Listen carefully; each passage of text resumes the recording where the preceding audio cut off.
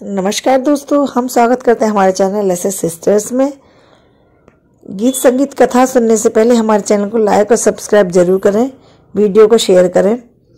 तो दोस्तों, जैसा कि हम हर महीने की एकादशी की कथा आपके सामने लेकर आते हैं, तो अभी माघ शीर्ष के शुक्ल पक्ष की कथा, एकादशी की कथा हम आपके सामने लेकर आ रहे हैं।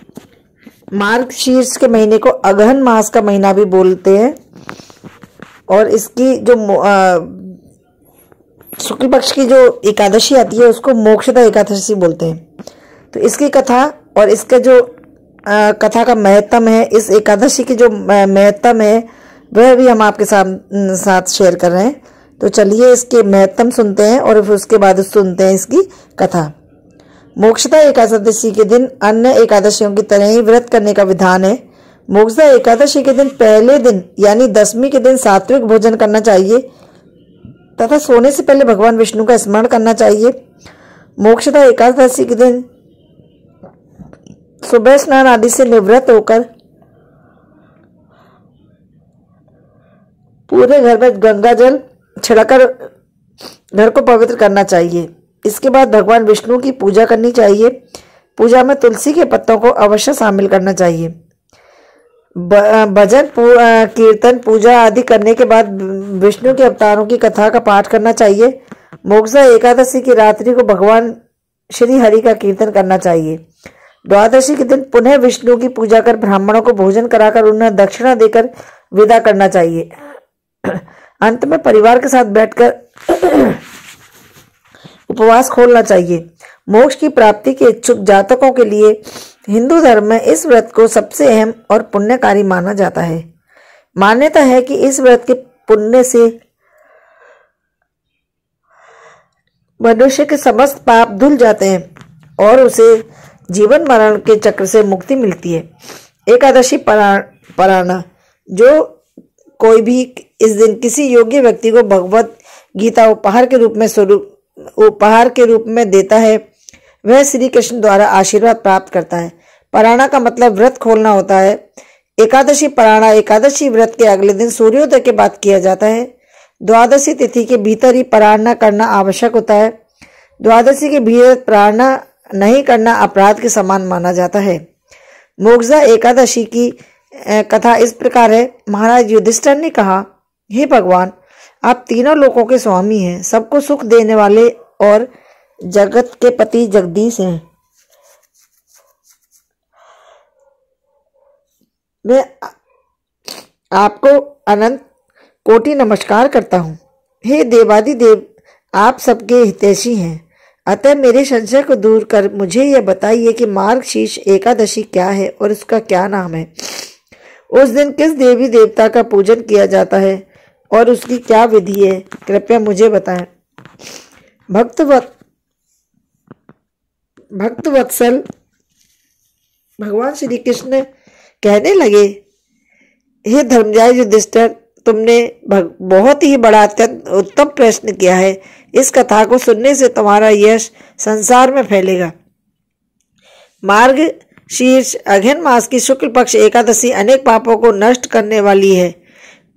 इसका नाम मोक्षदा एकादशी है। इस दिन दामोदर भगवान की दीप धूप नैवेद्य आदि से भक्ति पूर्वक पूजा करनी चाहिए। अब इस विषय में एक पुराणों की कथा कहता हूँ। गोकुल नाम के नगर में वैखानस नाम का एक राजा राज्य करता था। उसके राज्य में चारों वेदों के ज्ञाता ब्राह्मण रहते थे। वह राजा अपनी प्रजा का पुत्रवत पालन किया करता था। एक बार रात्रि में राजा ने स्वप्न देखा कि उसके पिता नरक में हैं। तब उसे बड़ा ही आश्चर्य हुआ। प्रातःकाल ज्ञानी ब्राह्मणों के पास गया और अपना स्वप्न सुनाया। उसने कहा कि मैंने अपने पिता को नरक में कष्ट उठाते देखा है। उन्होंने मुझसे कहा कि हे पुत्र, मैं नरक में पड़ा हूं, यहाँ से तुम मुझे मुक्त कराओ। जब से मैंने उनके वचन सुने हैं तब से मैं बहुत बेचैन हूँ। चित्त में बड़ी ही अशांति हो रही है। मुझे इस राज्य, धन, पुत्र, स्त्री आदि, हाथी घोड़े आदि में कुछ का भी सुख का अनुभव नहीं हो रहा है। कृपया कर बताएं मैं क्या करूं। राजा ने कहा, हे ब्राह्मण देवताओं, इस दुख के कारण मेरी सारी देह जल रही है। अब आप कृपा करके कोई व्रत, तप, दान आदि ऐसा कोई उपाय या युक्ति बताइए जिससे मेरे पिता को मुक्ति प्राप्त हो सके। उस पुत्र का जीवन व्यर्थ है जो अपने माता पिता का उद्धार ना कर सके। एक उत्तम पुत्र जो अपने माता पिता तथा पूर्वजों का उद्धार करता है वह 1000 मूर्ख पुत्रों से अच्छा है। किंतु एक चंद्रमा सारे जगत में प्रकाश कर देता है, किंतु असंख्य तारे नहीं कर सकते। ब्राह्मणों ने कहा, हे राजन, यहाँ पास ही भूत भविष्य वर्तमान की ज्ञाता पर्वत ऋषि का आश्रम है। आपकी समस्या का हल वे जरूर करेंगे। ऐसा सुनकर राजा मुनि के आश्रम पर गया। उस आश्रम में अनेक शांत चित्त योगी और मुनि तपस्या कर रहे थे। वहीं पर्वत मुनि बैठे थे। राजा ने मुनि को साष्टांग दंडवत प्रणाम किया। मुनि ने राजा से सांगोपांग कुशलता पूछी। राजा ने कहा, हे महाराज, आपकी कृपा से मेरे राज्य में सब कुशल है, लेकिन अकस्मात मेरे चित्त में अत्यंत अशांति होने लगी है। ऐसा सुनकर पर्वत मुनि ने आंखें बंद की और भूतकाल विचारने लगे। फिर बोले, हे राजन, मैंने योग के बल से तुम्हारे पिता के कुकर्मों को जान लिया है। उन्होंने पूर्व जन्म में कामातुर होकर एक पत्नी को रति दी, किंतु सौत के कहने पर दूसरी पत्नी को ऋतुदान मांगने पर भी नहीं दिया। उसी के पाप कर्म के कारण तुम्हारे पिता को नरक में जाना पड़ा। तब राजा ने कहा, इसका कोई उपाय बताइए। मुनि बोले, हे राजन, आप मार्गशीर्ष एकादशी का उपवास करें और उस उपवास के पुण्य को अपने पिता को संकल्प कर दें। इसके प्रभाव से आपके पिता को अवश्य नरक से मुक्ति होगी। मुनि के ये वचन सुनकर राजा महल में आया और मुनि के कहने के अनुसार कुटुंब सहित मोक्षदा एकादशी का व्रत किया।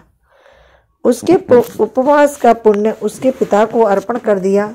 इसके प्रभाव से उसके पिता को मुक्ति मिल गई और स्वर्ग में जाते हुए वे पुत्र से कहने लगे, हे पुत्र तेरा कल्याण हो। यह कहकर स्वर्ग को चले गए। मार्गशीर्ष मास की शुक्ल पक्ष की मोक्षदा एकादशी का जो व्रत करते हैं उनके समस्त पाप नष्ट हो जाते हैं। इस व्रत से बढ़कर मोक्ष देने वाला और कोई व्रत नहीं है। इस कथा को पढ़ने या सुनने से वाजपेय यज्ञ का फल मिलता है। यह व्रत मोक्ष देने वाला तथा चिंतामणि के समान सब कामनाएं पूर्ण करने वाला है। बोलो विष्णु भगवान की जय।